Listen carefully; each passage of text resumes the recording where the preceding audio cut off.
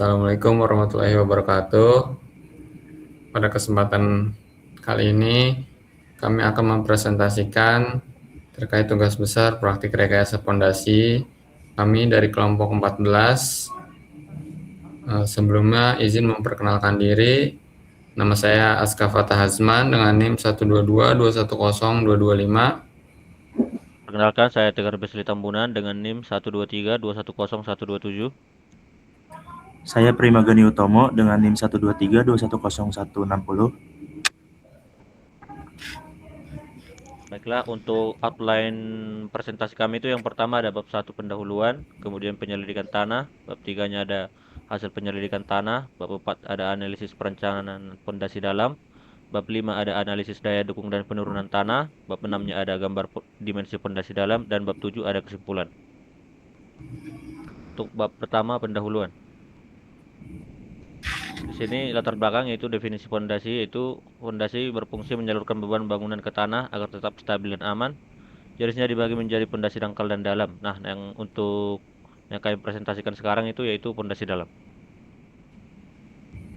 Adapun tujuan pengerjaan tugas besar praktik rekayasa fondasi ini yang pertama itu dapat menginterpretasikan data hasil penyelidikan tanah yang didapatkan dari hasil pengujian tanah, kemudian mengetahui korelasi antar hasil uji tanah dengan sifat-sifat teknik tanah, mengetahui daya dukung fondasi yang sesuai, dan mengetahui cara menghitung besar penurunan sehingga dapat mengetahui tingkat keamanan dari fondasi yang direncanakan. Kemudian ada batasan masalah, itu data yang diberikan itu data hasil penyelidikan tanah yang telah ditentukan. Kemudian analisis dan perencanaan mengacu pada modul tugas besar mata kuliah praktik rekayasa fondasi, analisis terhadap perhitungan menggunakan aplikasi Excel, kemudian analisis nilai daya dukung aksial dan daya dukung lateral berdasarkan hasil korelasi tanah, kemudian perencanaan dimensi dan properti fondasi dalam. Kemudian metodik analisisnya yang pertama itu pengumpulan data yaitu uji lapangan CPT dan SPT. Kemudian analisis datanya itu pendekatan perencanaan fondasi dalam, perencanaan tiang panjang dan tiang bor, dan mekanisme keruntuhan fondasi dalam. Untuk perhitungan teknisnya itu ada daya dukung aksial dan lateral, konfigurasi kelompok tiang, dan penurunan tanah. Kemudian evaluasi hasilnya itu menentukan dimensi fondasi. Untuk bab kedua penyelidikan tanah. Penyelidikan tanah merupakan proses dalam mengumpulkan dan menganalisis data tentang kondisi tanah di suatu lokasi. Nah, pengujiannya itu yang pertama ada standar penelitian tes, kemudian penelitian tes atau CPT. Kemudian pengujian laboratoriumnya itu untuk mengetahui berat volume tanah, kadar air tanah, spesifik gravity, dan Atterberg limit. Adapun klasifikasi tanah itu yang pertama menggunakan sistem USCS, yaitu sistem yang digunakan untuk mengklasifikasikan tanah berdasarkan ukuran butiran dan sifat mekaniknya. Yang kemudian sistem AA SHTO, yaitu mengacu pada standar ASTM D3282 untuk mendukung perencanaan konstruksi jalan raya dengan menilai kualitas tanah sebagai bahan dasar subgrade. Parameter CPT SPT yang pertama itu sudut geser dalam, kohesi, modulus elastisitas, berat volume tanah, dan Poisson ratio. Parameter untuk CPT yaitu sudut geser dalam dan kohesi. Kemudian bab 3 yaitu hasil penyelidikan tanah.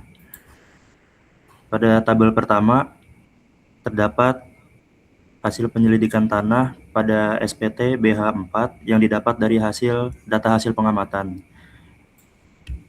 Pada tabel kedua adalah hasil penyelidikan tanah SPT BH5 yang didapatkan dari hasil pengamatan. Kemudian ada gambar stratifikasi tanah yang juga didapatkan dari hasil pengamatan. Selanjutnya pada bab 4 di sini akan menjelaskan tentang analisis perencanaan fondasi dalam. Untuk yang pertama kita mencari nilai N1, N2 maupun NSPT dan N60. Jadi pada data NSPT Borlog Hall 4 kita menghitung pada kedalaman 13 meter sebagai kedalaman tiang bor dengan tinggi muka air setinggi 2 meter. Selanjutnya pada data NSPT Borlog Hall 5 kita menggunakan kedalaman tiang bor yaitu sedalam 10 meter dengan tinggi muka air tanah setinggi 2 meter, sedalam 2 meter. Selanjutnya ada bab 5 yaitu analisis daya dukung dan penurunan tanah. Yang pertama, daya dukung aksial dalam reka perhitungan Borlock Hall 4. Jadi di sini dari parameter tanah yang sebelumnya kita mendapatkan untuk N1 dan N2 pada kedalaman 13 meter itu senilai 10,9 dan N2-nya ada 23. Kemudian nilai NSPT-nya ada di 16,95 untuk tiang pondasi kita menggunakan pondasi tiang pancang. Berikut daya dukung perhitungan daya dukung aksial untuk reka perhitungan Borlock Hall 5, yaitu pada kedalaman tiang sedalam 10 meter didapatkan N1 sebesar 13,2 dan N2 sebesar 24. Dan nilai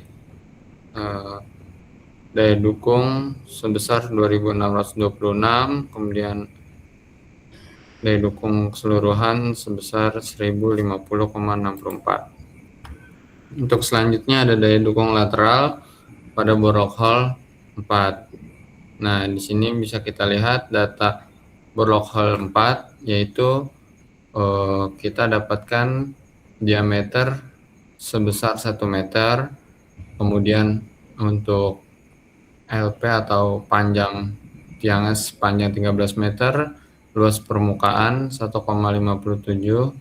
kelilingnya 3,14, volume. Kemudian kita menggunakan safety factor yaitu untuk di angka 2,5 dengan mutu beton 40 MPa atau sama dengan 40.000 kN per meter persegi. Untuk standar pengujian ini kita menggunakan SNI 8460 tahun 2017. Setelah itu kita menghitung daya dukung lateral ultimate. Jadi di sini kita menggunakan data pada Borlock Hall 4 yaitu untuk L panjang dan diameternya, kemudian gamma aksennya atau Y aksen, sehingga kita mendapatkan KP sebesar 287,16. Kemudian ada QU dan QOL. Selanjutnya pada perhitungan defleksi kepala tiang pada kondisi statik, gempa nominal dan gempa kuat, kita bisa mendapatkan jumlah tiang kondisi lateral yaitu 0,1, 0,04 dan 0,04 pada gempa kuat. Selanjutnya daya dukung lateral pada Borlock Hall 5. Nah, di sini untuk diameter masih menggunakan 1 meter sama seperti Borlock Hall 4, namun untuk panjangnya yaitu sepanjang 10 meter kedalamannya. Sehingga didapatkan pada kondisi statik, gempa nominal dan gempa kuat yaitu ada di 0,1, 0,08 dan 0,067. Selanjutnya kita melakukan permodelan pada L-file yaitu dengan cara memasukkan kondisi tanah ataupun main soil tersebut, kemudian beberapa nilai-nilai yang dibutuhkan pada L-file sehingga kita mendapatkan hasil pada Borlock Hall 04 yaitu dengan make shear in pile pada kondisi yang pertama didapat 112,42,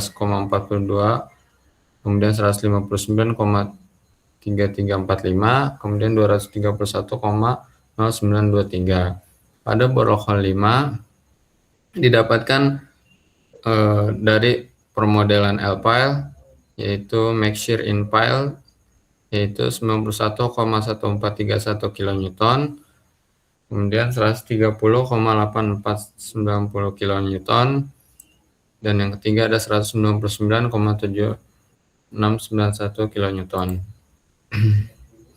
Selanjutnya kita masuk ke dalam perhitungan konfigurasi kelompok tiang. Untuk step yang pertama yaitu menentukan beban aksial dan lateral. Nah, pada beban aksial dan lateral ini kita dilihat dari tabel-tabel sebelumnya, kemudian masukkan QL aksial, sehingga kita mendapatkan jumlah tiang. Kemudian yang kedua menentukan jarak antar tiang atau S. Jadi untuk melihat jaraknya kita juga bisa di sini untuk menentukan N1 dan N2 itu dapat dilihat dari gambar di samping, yaitu N1 jumlah tiang pada sumbu X dan N2 jumlah tiang di sumbu Y. Jadi pada sumbu X terdapat dua baris atau dua kolom yang berada pada sumbu X, kemudian ditinjau dari sumbu Y, kita juga bisa mendapat dua baris tiang, sehingga didapatkan S atau jarak tiang sepanjang 2,5. Untuk dimensi untuk luasan yaitu L 3,5 dan P 3,5. Jadi bentuk yang kami buat pada fondasi ini yaitu berbentuk persegi dengan panjang kali lebar 3,5 kali 3,5. Selanjutnya yang ketiga menghitung efisiensi aksial kelompok menggunakan 3 persamaan. Nah, kita menggunakan yang pertama kita menggunakan persamaan Converse-Libare, selanjutnya ada Los Angeles dan Seller-Kinney. Selanjutnya step yang keempat menghitung efisiensi lateral kelompok. Kita menggunakan rumus side by side effect, leading effect, dan trailing effect. Berikut hasilnya. Selanjutnya pada konfigurasi kelompok tiang kita menghitung daya dukung kelompok K1, yaitu mencari beban maksimum setiap tiang harus lebih kecil dari daya dukung izin tiang. Untuk yang pertama dari aksial terlebih dahulu, pada persamaan Converse-Libare itu dinyatakan aman karena hasil dari persamaan tersebut atau EG-nya itu masuk dalam nilai aman. Pada QL kelompoknya itu lebih besar daripada FZ, dan begitupun pada Los Angeles dan Seller-Kinney itu masuk dalam keterangan aman. Selanjutnya ada di daya dukung lateral K1, itu melihat perbandingan dari nilai EG lateral tadi. Nah, selanjutnya menentukan nilai PI, kita mendapatkan jumlah tiang 4, volume pile cap, yaitu dari perhitungan diameter ukuran tadi, panjang kali lebar tadi, kemudian kita dapat nilai P sebesar 2814,61, PPC 88,2. PPC ini didapatkan dari massa jenis beton dikali dengan volume pile cap, sehingga kita dapat P total yaitu 2902,81.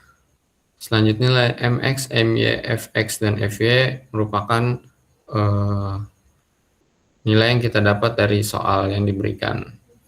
Selanjutnya pada tabel yang paling bawah ini merupakan bentuk dari koordinat X dan Y, sehingga kita bisa menentukan gamma X dan gamma Y, kemudian nilai PI total yaitu 102,81 dengan beban keseluruhan 100%. Selanjutnya ada daya dukung kelompok K2, sama mencari beban maksimum setiap tiang harus lebih kecil dari daya dukung izin tiang. Kita bisa dilihat dari sini dari perbandingan sehingga mendapatkan keterangan aman sama jumlah kita mencari nilai PI dengan hasil P total yaitu 3.303,03 dan total keseluruhan PI yaitu sama 3.303,03 dan beban 100%. Jadi di bawah sini merupakan perhitungan untuk memastikan P total dari yang di atas. Selanjutnya ada penurunan kelompok tiang. Yang pertama untuk metode semi empiris itu akibat deformasi aksial atau SS. Kita di sini mencari nilai SS dari parameter berikut QP, QS, L, delta P, EP, dan alpha. Kita bisa melihat hasil penurunan akibat deformasi aksial sebesar 0,022633574 pada K1, kemudian 0,017448325 meter pada K2. Selanjutnya ada penurunan pada ujung tiang atau SP. Parameter yang digunakan berikut yaitu jenis pondasi, jenis tanah, koefisien empiris, QP, diameter, sehingga kita mendapatkan nilai penurunan ujung tiang sebesar 0,06280 meter dan pada K2 memiliki nilai 0,6280 meter.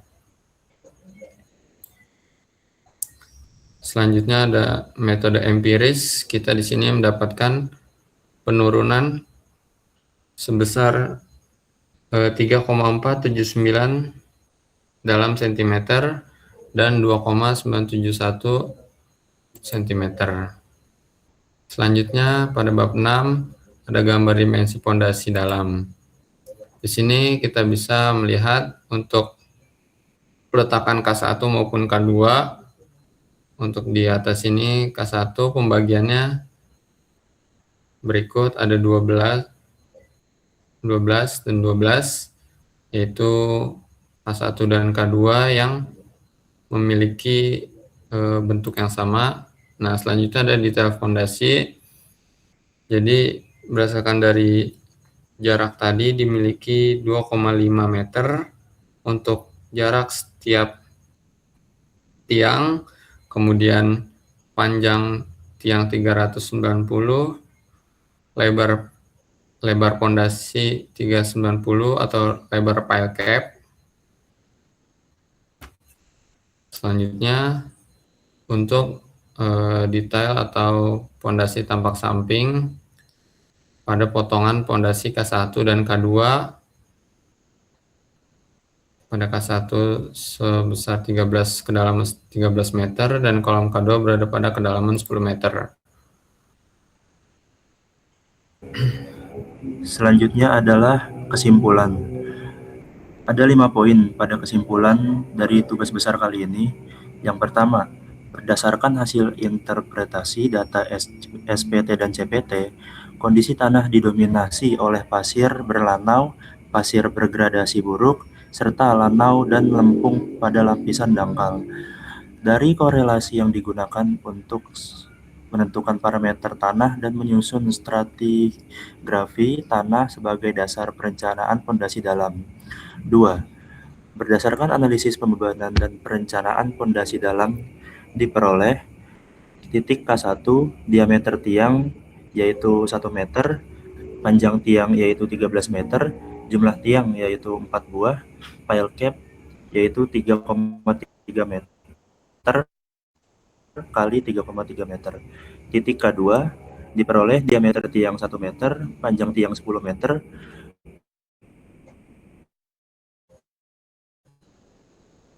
direncanakan hasil perencanaan A menunjukkan bahwa dimensi yang dipilih mampu menyalurkan beban struktur ke lapisan tanah pendukung dengan aman dan stabil. Poin ketiga yaitu berdasarkan perhitungan daya dukung tiang tunggal diperoleh daya dukung aksial K1 QOL yaitu 1046,57 kN. Daya dukung lateral K1 yaitu 231,09 kN. Kapasitas daya dukung aksial dan lateral lebih besar daripada beban yang bekerja sehingga pondasi dinyatakan aman. Pada poin nomor 4, berdasarkan perhitungan daya dukung dan efisiensi kelompok tiang diperoleh, efisiensi kelompok converse Labare sama dengan 0,717. Los Angeles yaitu 0,809. Daya dukung aksial kelompok K1 converse Labare yaitu 3,003,19 kN. Beban aksial yaitu 2.814 kN. Daya dukung aksial yaitu 3.003,19 kN. Los Angeles 3.386 kN. Sailor Kenny yaitu 3.900,44 kN. Beban aksial 2.814 kN. Daya dukung lateral kelompok lateral 807,84 kN. Gaya lateral yaitu 20 kN. Selanjutnya pada poin nomor 5, berdasarkan analisis penurunan kelompok tiang metode semi empiris diperoleh K1 yaitu 0,0859 meter atau 8,59 cm, K2 yaitu 0,0808 meter atau 8,08 cm. Nilai penurunan yang terjadi masih dalam batas yang diizinkan sehingga memenuhi syarat layanan pondasi. Mungkin sekian yang bisa kami presentasikan. Terima kasih atas waktunya. Mohon maaf jika ada kekurangan. Assalamualaikum warahmatullahi wabarakatuh.